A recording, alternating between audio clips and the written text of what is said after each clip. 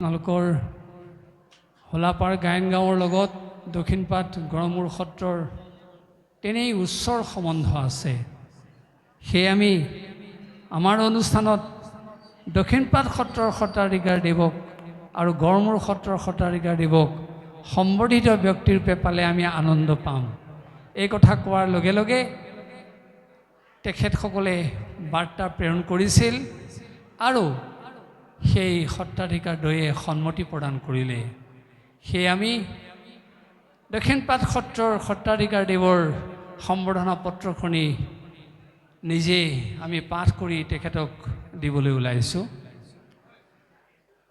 শুভানি সন্তু সততম শ্ৰী শ্ৰী দক্ষিণপাটীয় সত্ৰাধিকাৰ গোস্বামী দেৱৰ সমীপে শ্ৰী শ্ৰী দক্ষিণপাট সত্ৰ মাজুলী তিতিক্ষৱ কাৰুণিকাঃ সুহৃদঃ সৰ্বদেহিনাম অজাত শত্ৰুৱঃ শান্তাঃ সাধৱঃ সাধুভূষণাঃ। সনাতন সভ্যতা সংস্কৃতিত সন্তজন চিৰবন্দনীয়। সন্তৰ স্বভাৱজাত আচৰণ আৰু জগতকে পবিত্ৰ কৰিব পৰা সামৰ্থ্যতাৰ বাবে নৱবৈষ্ণৱ ধৰ্ম পৰম্পৰাত এই আচৰণকে কোৱা হয় বৈষ্ণৱ জনোচিত আচৰণ। তৃতাপক্লিষ্ট প্ৰাণৰ কষ্টক অপ্ৰয়াসে সহ্য কৰা, কৰুণাৰ মূৰ্ত প্ৰকাশ, সকলো প্ৰাণীৰে সুহৃদ, জীৱনত শত্ৰুৰ অৱস্থিতিক মান্যতা নিদিয়া, এনে গুণেই হ'ল সন্তৰ ভূষণ। নৱবৈষ্ণৱ ধৰ্ম পৰম্পৰাত এনে মহামানৱীয় প্ৰমূল্যবোধৰ সংৰক্ষণ আৰু সংবৰ্ধনৰ বাবেই সত্ৰ সমাজ স্থাপন হৈছিল। অসমৰ সত্ৰায়ন ব্যৱস্থাৰ অন্যতম ঐতিহ্যমণ্ডিত সত্ৰ শ্ৰী শ্ৰী দক্ষিণপাট সত্ৰৰ সত্ৰাধিকাৰ ৰূপে এনে শুভ পৰম্পৰাৰ সংৰক্ষণ আৰু সংবৰ্ধনৰ বাবে সমৰ্পিত আপোনাৰ জীৱন যাত্ৰা আমাৰ সমাজ জীৱনৰ বাবেই আদৰণীয়। আমাৰ জন্মতিথিত আপোনাৰ শুভ আগমনে আৰু অধিক মংগলময় কৰি তুলিলে। সন্তৰ এনে মিলন মধুৰ ক্ষণ কেৱল আমাৰ জন্মতিথি ৰূপেই নহয়, প্ৰকৃতাৰ্থত জাতীয় জীৱনৰ বাবেই ই সম্ভাৱনা দিৱস ৰূপে পৰিগণিত হৈ থাকিব। আপোনাৰ মহানুভৱতাৰ আন্তৰিক শলাগ লোৱাৰ লগতে অনাগত দিনৰ এক সুমংগলময় সমৃদ্ধ জীৱন যাত্ৰাৰ বাবে শ্ৰী শ্ৰী গোবিন্দ মহাপ্ৰভুৰ চৰণত প্ৰাৰ্থনা জনোৱা হৈছে। দিনাংক 9 জেঠ 1948 হওক, ইংৰাজী 24 মে 2026 চন, শ্ৰী শ্ৰী আউনীআটী গোস্বামী, শ্ৰী শ্ৰী আউনীআটী সত্ৰ মাজুলী। আমি তেখেতক স্বহস্তেৰে এইখন সমৰ্পণ কৰিবলৈ লৈছোঁ।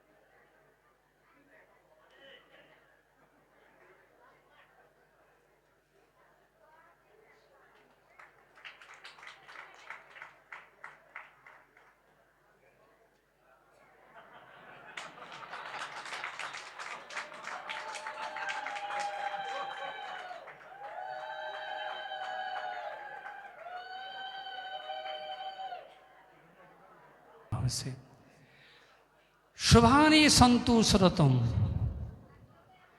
মহতাং স্বভাব এবৈশ্য পৰাৰ্থে সম্প্ৰবৃত্তয়ে স্বাৰ্থে নিৰন্তৰং সন্ত পৰাৰ্থে টু পৰম্পৰা। অসমৰ নৱবৈষ্ণৱ ধৰ্ম পৰম্পৰাৰ সৰ্বশেষ বাৰ্তা হ'ল ঈশ্বৰ সৰ্বভূতানাং। ভগৱান ৰূপী সৰ্বসমৰ্থৱান সত্তা সমস্ত ভূতৰ মধ্যত স্থিত। ভাৰতীয় সনাতন পৰম্পৰাৰ সন্ত মহন্তসকলে এই বাৰ্তাকে জীৱনজোৰা সাধনাৰে আৰ্হি আদৰ্শৰে প্ৰতিষ্ঠা কৰি গৈছে। অসমৰ পটভূমিত নৱবৈষ্ণৱ ধৰ্ম পৰম্পৰাৰ সংৰক্ষণ আৰু সংবৰ্ধনৰ বাবেই সৃষ্টি হৈছিল সত্ৰানুষ্ঠান। শতানাং সংহতি ইতি সত্ৰম। উদ্দেশ্য মানৱক বৈষ্ণৱবাদৰ সাৰ বাৰ্তাক পৰিমাৰ্জিত শাস্ত্ৰীয় সাংস্কৃতিক উপাদানৰ সমাহাৰত নৱনা ভক্তি ৰসেৰে আপ্লুত কৰা ঐতিহ্যমণ্ডিত শ্ৰী শ্ৰী গড়মূৰ সত্ৰ হ'ল এনে শুভ পৰম্পৰাৰ অন্যতম সাৰ্থক প্ৰতিনিধি।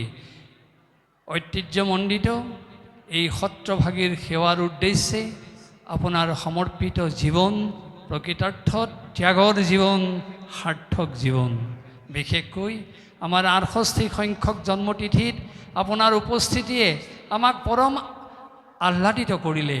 অনাগত দিনত আপোনাৰ ত্যাগ সৰ্বস্ব সেৱাৰ যোগেদি সত্ৰখন আৰু অধিক মহিমামণ্ডিত হোৱাৰ শুভকামনাৰে আমাৰ এই সম্ভাৱনা দিৱসত আন্তৰিক সম্ভাষণ জনোৱাৰ লগতে সৰ্বাপত সুমংগলাৰ্থে শ্ৰী শ্ৰী গোবিন্দ মহাপুৰুষ চৰণত প্ৰাৰ্থনা জনোৱা হৈছে।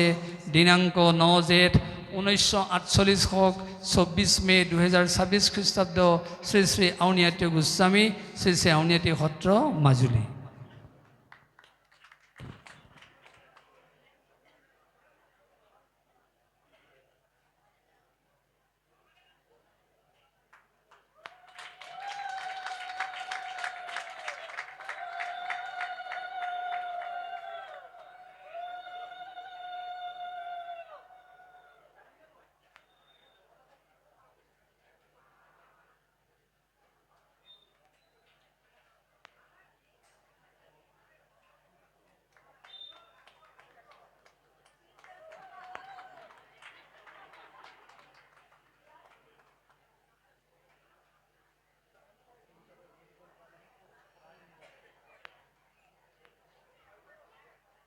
সন্মানিত কৰা হ'ব।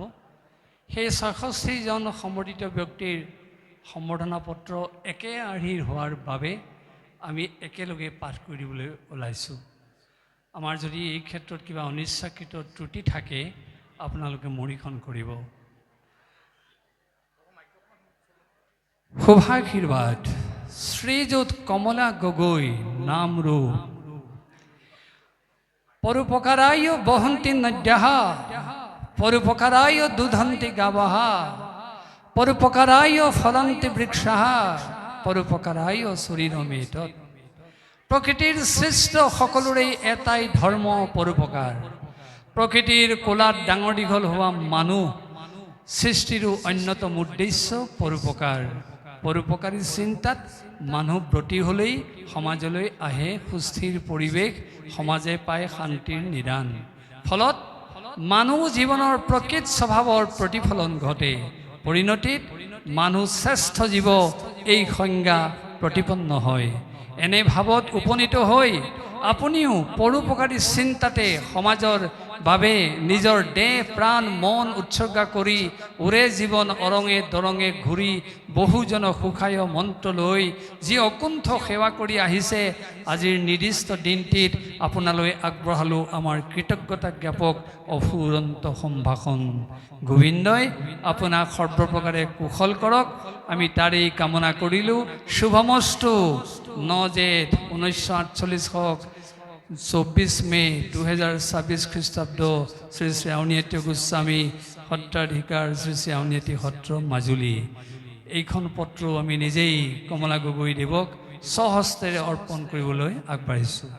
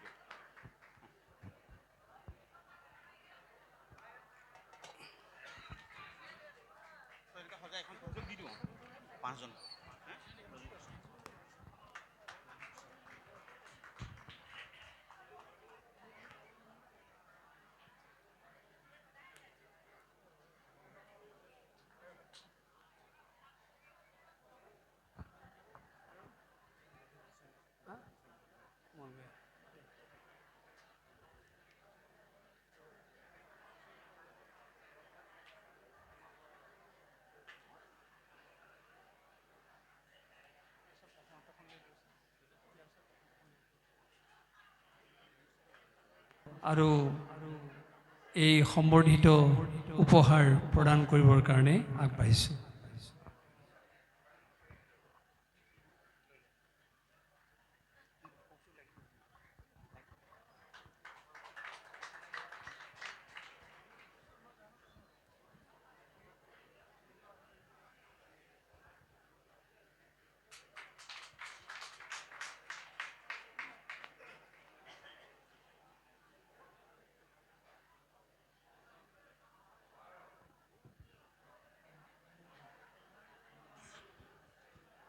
ইয়াৰ পিছতে তিনিচুকীয়াৰ আদৰ্শ সত্ৰৰ সত্ৰাধিকাৰ মুনমুন মহন্তদেৱক আমি সম্বৰ্ধনা জনাবলৈ লৈছোঁ।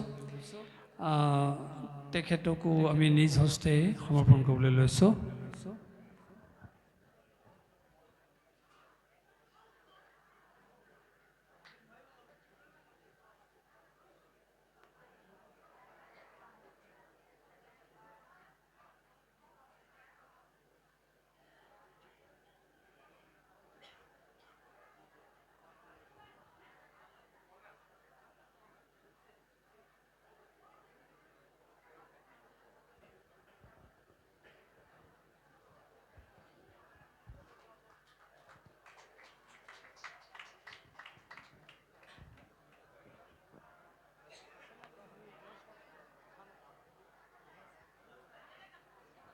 বিহপুৰীয়াৰ শ্ৰদ্ধাৰ গোলোক হাজৰিকাদেৱক আমি মঞ্চলৈ নিমন্ত্ৰণ জনাইছোঁ।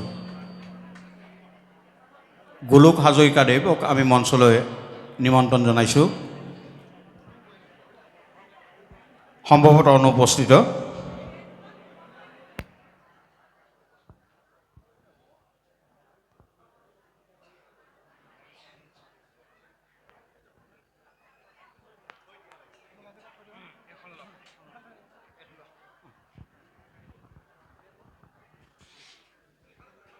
এইবাৰ আমি সম্বৰ্ধনা জনাবলৈ লৈছোঁ শিৱসাগৰৰ এগৰাকী লব্ধ প্ৰতিষ্ঠিত ব্যৱসায়ী,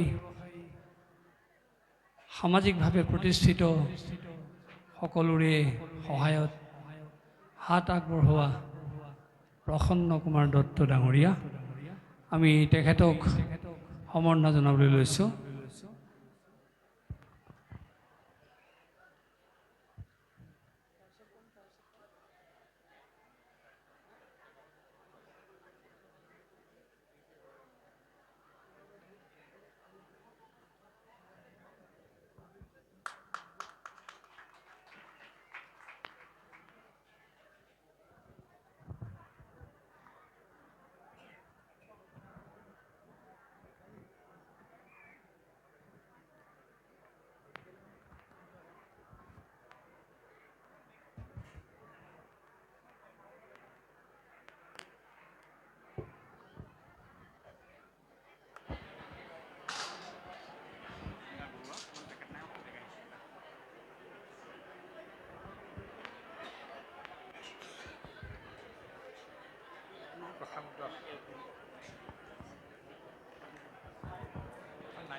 ভাল ভাল অনুষ্ঠান।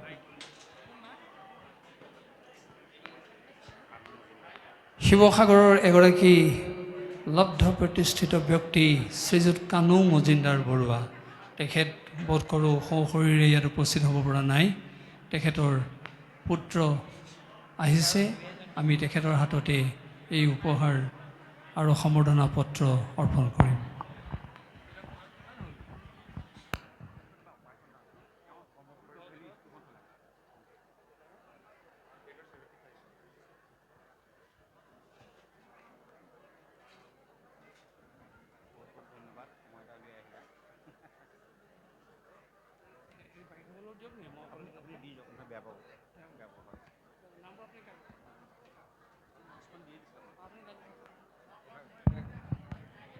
ইয়াৰ পিছতে আমি নিমন্ত্ৰণ জনাইছিলোঁ শ্ৰীযুত প্ৰশান্ত প্ৰতিম কাঠকটীয়া। তেখেতৰ বৰমাক ঢুকোৱাৰ বাবে তেখেতে আহিবলৈ অপাৰগতা প্ৰকাশ কৰিলে। তাৰপিছতে আমি নিমন্ত্ৰণ জনাইছোঁ আজিৰ সম্বৰ্ধিত ব্যক্তি শ্ৰীযুত সনাতন দাস। আমি সনাতন দাসদেৱক আমাৰ এই স্থানলৈ নিমন্ত্ৰণ জনাইছোঁ।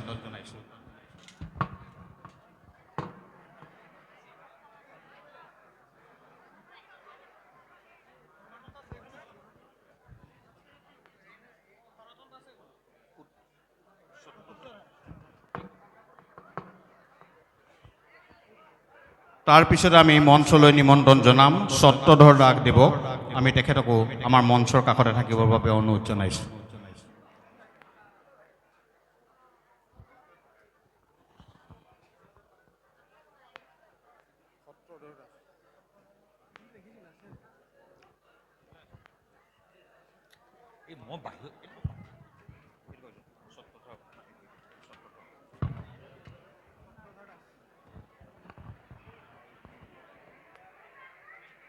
এইবাৰ আমি মঞ্চলৈ নিমন্ত্ৰণ জনাইছোঁ সত্ৰধৰ দাস দেৱক।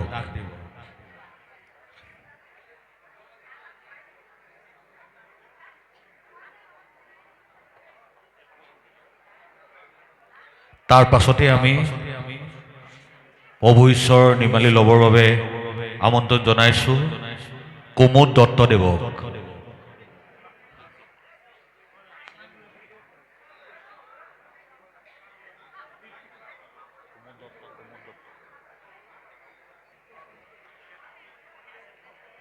তাৰ পাছতে আমি প্ৰভু ঈশ্বৰৰ নিৰ্মালি ল'বৰ বাবে ডক্টৰ জ্যোতিপ্ৰসাদ বৰকটকী দেৱক মঞ্চলৈ আমন্ত্ৰণ জনাইছোঁ।